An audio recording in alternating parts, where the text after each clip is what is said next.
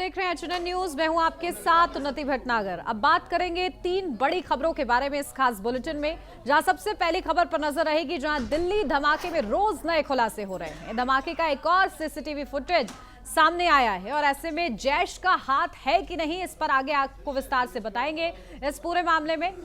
तो वही दूसरी खबर पर नजर रहेगी, क्योंकि वोटिंग खत्म हुई है बिहार में और अब फैसले का इंतजार किया जा रहा है कि आखिर क्या नतीजे होते हैं। तो वहीं तीसरी खबर पर नजर रहेगी कि प्रदूषण पर सुप्रीम सुनवाई हुई है और उस सुनवाई के दौरान क्या कुछ खास रहा है, क्या संकेत दिए गए हैं और किस तरीके से इस प्रदूषण से राहत मिल सकती है, इसके सुझाव और इसके लिए कोई राहत है भी कि नहीं, इस पर भी आगे आपको विस्तार से बताएंगे।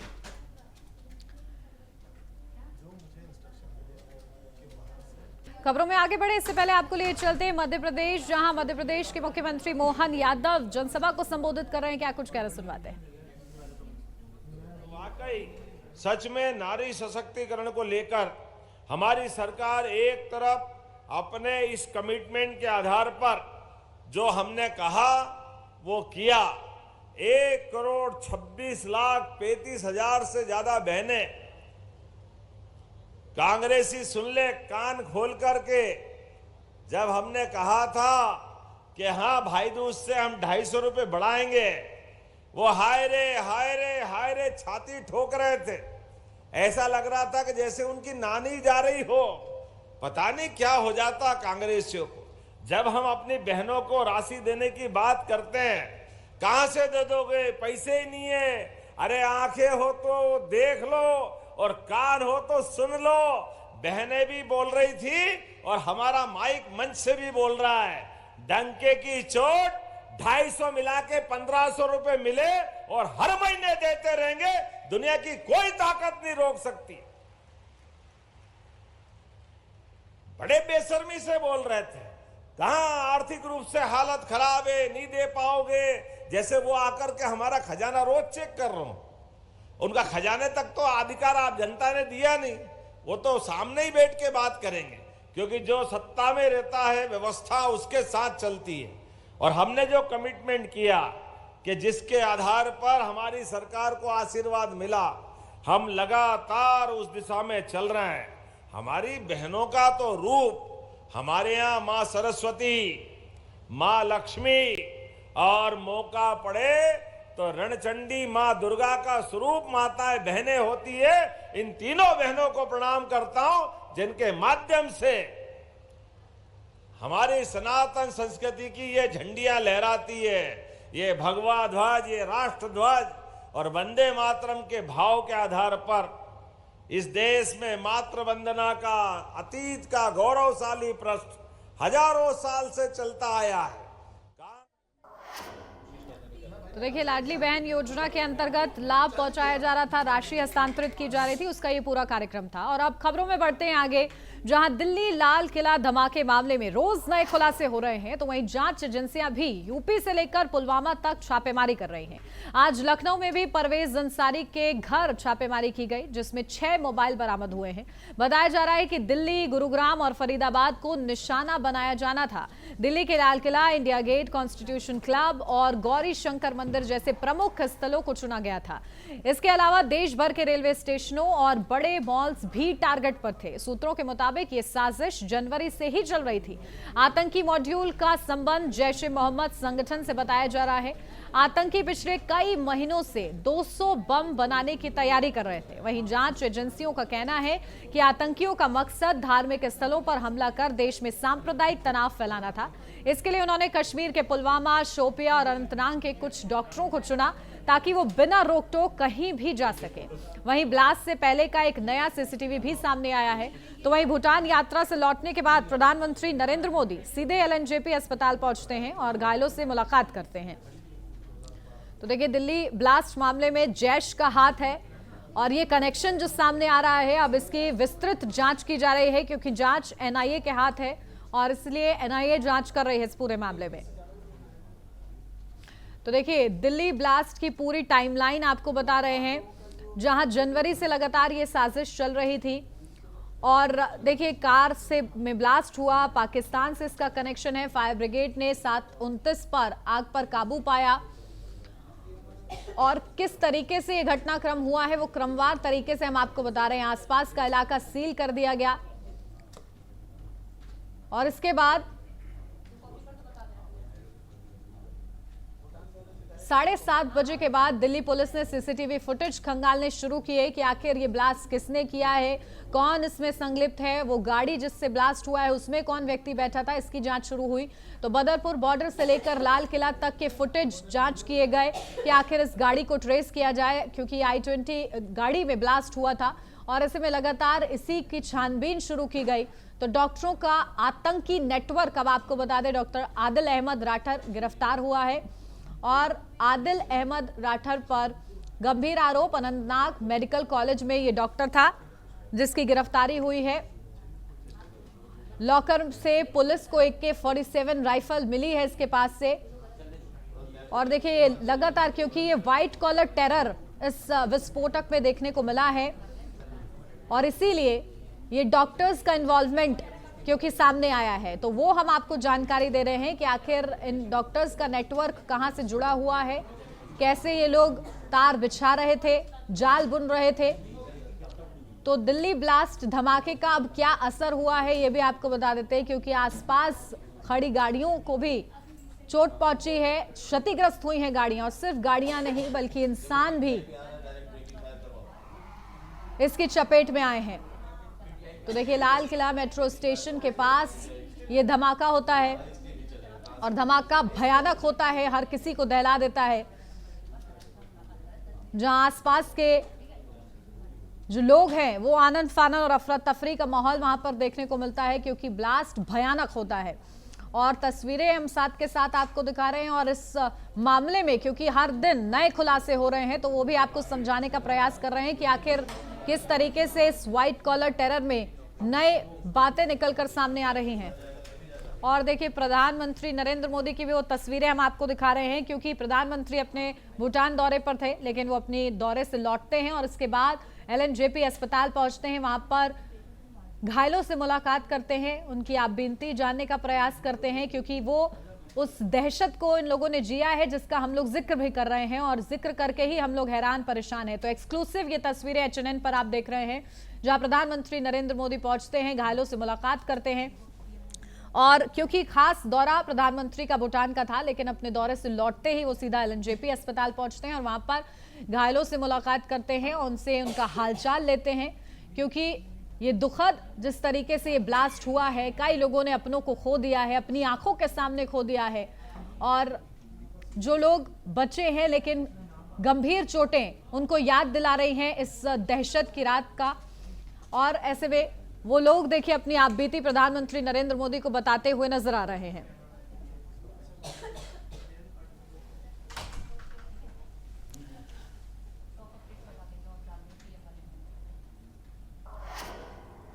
तो चलिए इसी पर ज्यादा अपडेट ले लेते हैं। मेरी सहयोगी निशु शर्मा हमारे साथ जुड़ गए हैं न्यूज रूम से सीधा। निशु, क्या जानकारी, क्योंकि देखिए हर दिन नए खुलासे इस ब्लास्ट मामले में हो रहे हैं, लेकिन इस बीच ये तस्वीरें जहां प्रधानमंत्री पहुंचते हैं, अपनी यात्रा से लौटते हैं और सीधा घायलों से मुलाकात करते हैं।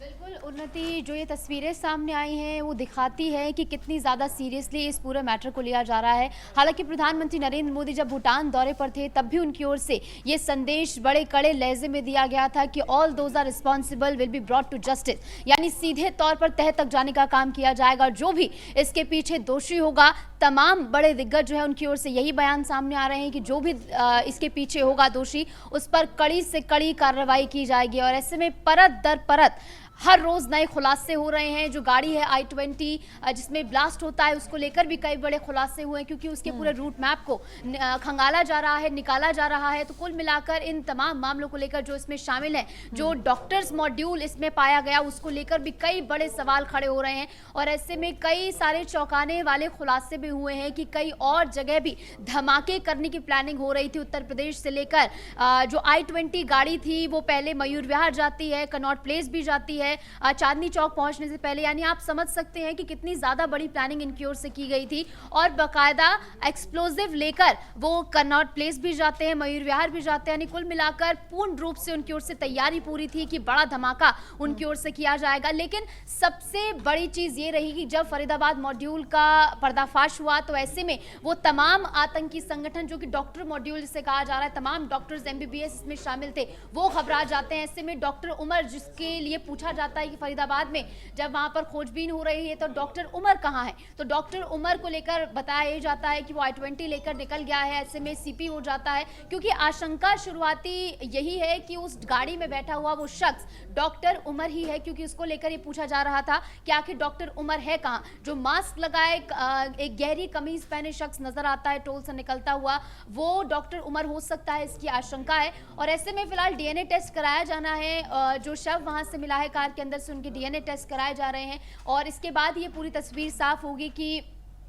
वो डॉक्टर उमर है या नहीं। ऐसे में जिसकी मैंने बात की कि बड़ी साजिश इनकी ओर से रची जानी थी, क्योंकि देखिए जब फरीदाबाद मॉड्यूल का खुलासा हुआ तो उसके बाद हड़बड़ाहट में इनकी ओर से ये भी बताया गया कि वो जो विस्फोटक था, वो बम जो था, जो तैयार इनकी ओर से किया जा रहा था, वो पूरी तरह से तैयार नहीं था। और आनन फानन में, क्योंकि धीरे धीरे उनका पूरा मॉड्यूल जो है वो ध्वस्त हो रहा था, उसका पर्दाफाश हमारी एजेंसियों की ओर से लगातार किया जा रहा था। कहीं ना कहीं ये बौखलाहट ही थी, क्योंकि जैसे एक के बाद एक गिरफ्तारियां हो रही थी तो ये घबरा गया और इसने सोचा कि जहां पर ज्यादा भीड़ भाड़ होती है वहां पर ब्लास्ट किया जाए। लेकिन क्योंकि निशु एक और बात निकलकर सामने आ रही कि साजिश की जो प्लानिंग थी वो जनवरी से चल रही थी, तो ये समझा जा सकता है कि एक बड़ी योजना थी और ये कोशिश की जा रही थी कि अलग अलग स्पॉट्स को टारगेट किया जाए और ज्यादा से ज्यादा आम जनता जहां पर मौजूद रहती है उस स्पॉट्स को टारगेट किया जा रहा था। तो ये नाकामयाब तो हुई है, लेकिन अब ये पता लगाना है जांच एजेंसियों को कि आखिर इसका मास्टरमाइंड कौन है। बिल्कुल, इसका मास्टरमाइंड तो पता लगाना ही है, और ऐसे में जांच पड़ताल धीरे धीरे जब आगे बढ़ेगी और तमाम खुलासे होंगे तो उसमें ये चीज़ें जो है साफ होंगी। अभी इसके लिए कहना बहुत जल्दी होगा कि आखिर कौन इसका मास्टरमाइंड है, क्योंकि तमाम आतंकी संगठनों के नाम भी इसमें सामने आ रहे हैं। ऐसे में आपने जनवरी का जिक्र किया कि जनवरी में इसको लेकर प्लानिंग की जा रही थी, महज जनवरी में नहीं बल्कि 2 साल पहले से इसको लेकर प्लानिंग चल रही थी, क्योंकि जो डॉक्टर्स जिनके नाम इसमें शामिल हैं वो मैं आपको बता दे रही हूँ, doctor Adil, doctor Muzammil, doctor Umar, doctor Shaheen जो कि लखनऊ से, और इसने ये बात कबूली है पूछताछ में कि 2 साल से विस्फोटक जो है अपने घर पर इकट्ठा कर रही थी। और 2 साल पहले से सोचिए, जब विस्फोटक इकट्ठा हो रहे हैं तो उससे पहले से कई साल पहले से इसको लेकर प्लानिंग जो है लाजमी है कि वो चल रही होगी। इसके अलावा डॉक्टर परवेज अंसारी, डॉक्टर अहमद, मोहिउद्दीन और इसके अलावा तमाम अन्य डॉक्टर जो इसमें शामिल थे उनके घर वालों से भी पूछताछ फिलहाल की जा रही है।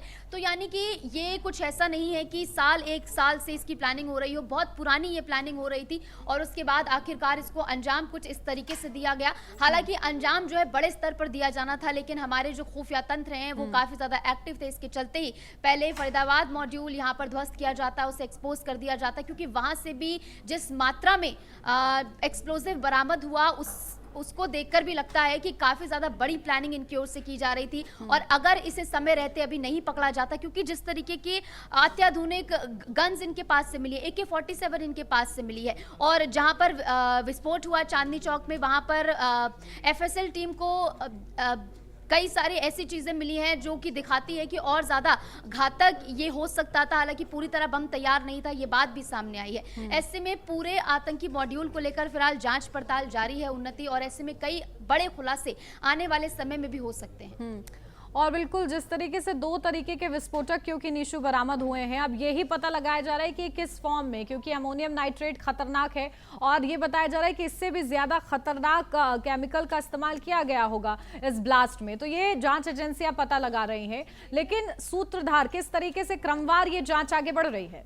बिल्कुल, देखिए सूत्र अगर हम क्रमबद्ध तरीके से बात करें तो सबसे पहले तो वो जो गाड़ी है I-20 गाड़ी, उसके पूरे रूट मैप का पता लगाया जा रहा है, कहाँ से वो गाड़ी आती है। हालांकि शुरुआती जांच में यही सामने आया, जो CCTV फुटेज है एक जिक्सॉ पजल की तरह में से कह सकते हैं कि हमारे पास कुछ टुकड़े हैं, लेकिन कुछ और टुकड़े अभी उसमें जुड़ना बाकी है, जिसके बाद पूरी तस्वीर जो है वो साफ होगी। बदरपुर बॉर्डर से वो गाड़ी एंटर होती है, उसके बाद बीच में वो CP भी जाती है, मयूर विहार भी जाकर रेकी की जाती है, और उसके बाद ये भी बताया गया कि अल फलाह जो यूनिवर्सिटी है है वहां पर भी 11 दिन तक ये गाड़ी खड़ी रहती है। यानी समझिए कि 11 दिन तक अगर ये गाड़ी वहां पर खड़ी रहती है तो आशंका ये भी है कि अल फलाह यूनिवर्सिटी में 11 दिन के अंदर ही विस्फोटक जो है उसमें प्लांट किया गया हो, इसकी आशंका है। हालांकि अभी ये सब जांच के विषय, इसके लिए कुछ ऐसे पुष्टि के साथ कहना बहुत ज्यादा जल्दी होगा, लेकिन फिलहाल कयासों का दौर जिस तरीके से है, आशंकाएं जिस तरीके से लगाई जा रही हैं कि अल फलाह यूनिवर्सिटी में वो 11 दिन तक गाड़ी खड़ी रहती है। हालांकि अल फलाह यूनिवर्सिटी की ओर से जो प्रेस रिलीज सामने आया है, उन्होंने ये बात बोली है कि हमारी जो लेबोरेटरीज हैं वो सिर्फ और सिर्फ डॉक्टर्स के टेस्ट के लिए इस्तेमाल होती है, किसी भी प्रकार के आतंकी संगठन की एंट्री यहाँ पर नहीं है। लेकिन I-20 कार जो वही I-20 कार जो लगातार रेकी कर रही थी, हालांकि I-20 कार को लेकर जो है खुलासे जो हुए कहां से कहां तक वो पहुंची उसका पूरा रूट मैप भी मैं आपको बता देती हूँ। अब इस साजिश के पीछे निशु जितने भी नकाबपोश हैं उन पर से पर्दा उठना बाकी है, क्या इनकी पूरी प्लानिंग थी उससे भी पर्दा उठना बाकी है। ठीक है, बहुत शुक्रिया आपका तमाम जानकारी के लिए। यार रुक छोटे से ब्रेक के लिए, जल्द हाजिर होते हैं।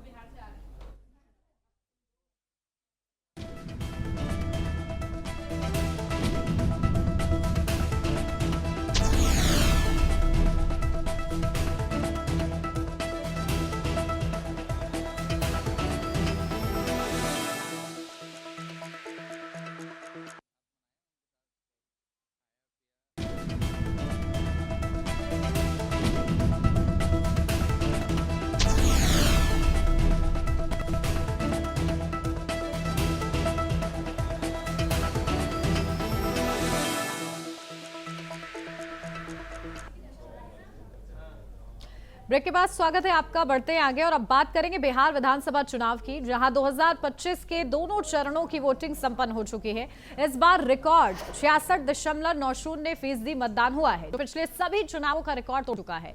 अब सबकी निगाहें 14 नवंबर तक टिकी हुई हैं कि आखिर इस दिन क्योंकि तय होगा कि बिहार में नीतीश कुमार की सरकार दोबारा बनेगी या महागठबंधन सत्ता में वापसी करेगा। आपको बता दें कि राज्य की 243 सीटों के लिए सभी जिलों में मतगणना केंद्र तैयार किए गए हैं। वहीं सुरक्षा के कड़े इंतजामों के बीच वोटों की गिनती होगी। इस बार पोस्टल बैलेट गिनने के नियम में बदलाव किया गया है। आपको बता दें कि बिहार चुनाव की मतगणना के लिए सभी जिलों में मतगणना केंद्र बनाए गए हैं। काउंटिंग की सारी प्रक्रिया पूरी कर ली गई है और तैयारियां जोरों पर है। आपको यह भी बताते चले कि 2020 की अगर बात करें तो एनडीए की सरकार बनी थी। एनडीए को 125, महागठबंधन को 110, ओवैसी की पार्टी एआईएमएम को 5 सीटें मिली थी और बीएसपी के खाते में 1 सीट आई थी। तो इस बार का मुकाबला दिलचस्प रहा और ऐसे में अब नतीजों का इंतजार किया जा रहा है बेसब्री के साथ। 14 नवंबर वो तारीख जब नतीजे सामने होंगे। दावों का दौर सामने आया है, एग्जिट पोल में भी आंकड़े सामने आए हैं।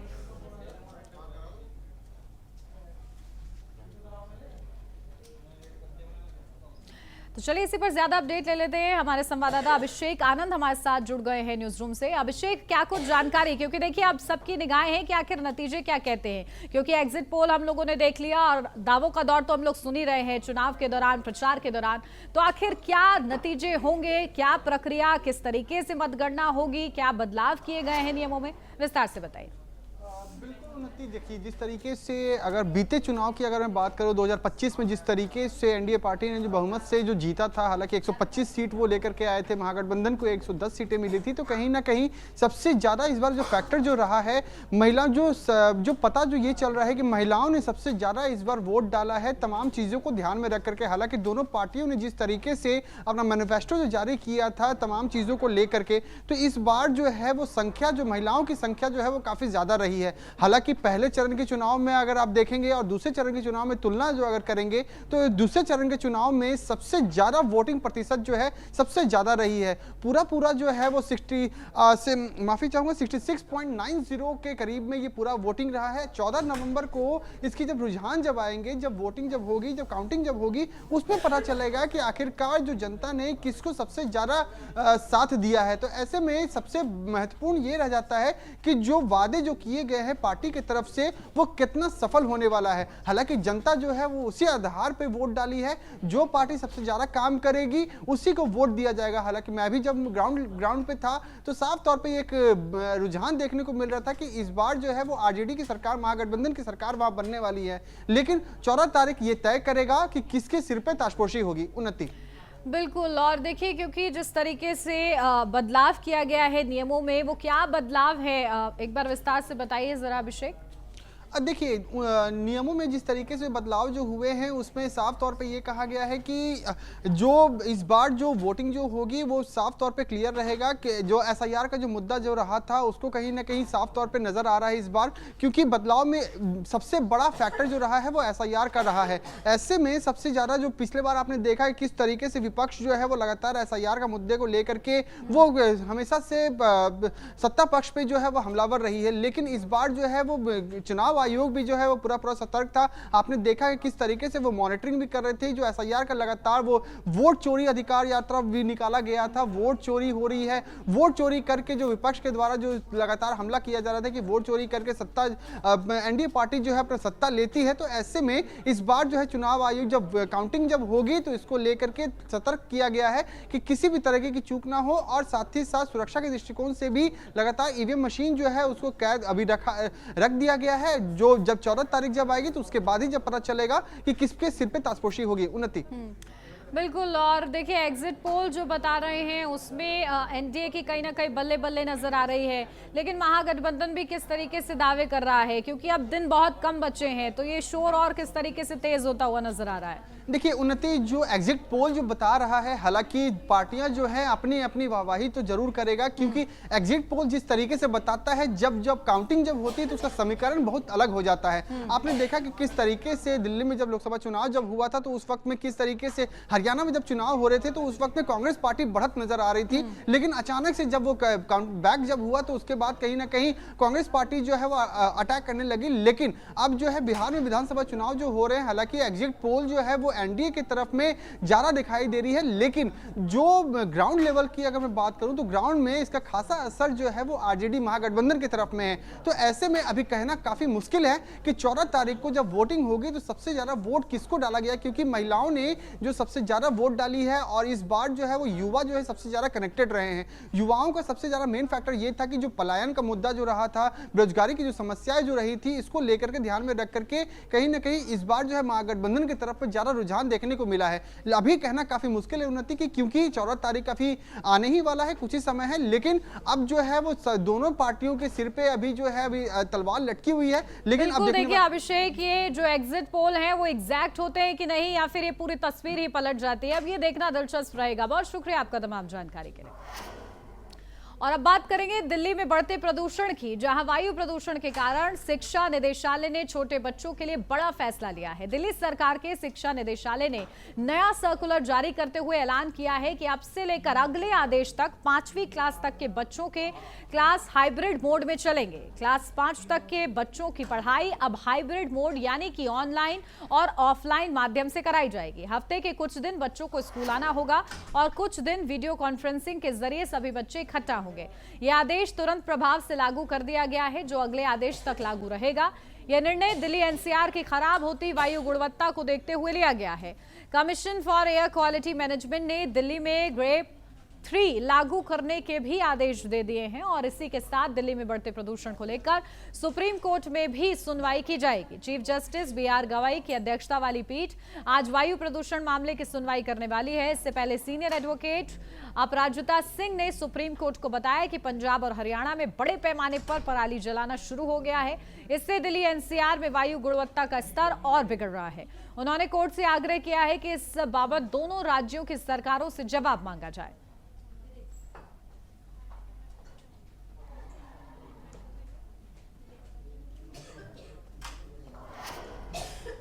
और इसी के साथ इस बुलेटिन में बस इतना ही। खबरों का सिलसिला आगे भी जारी रहेगा। आप बने रहिए एचएनएन न्यूज के साथ।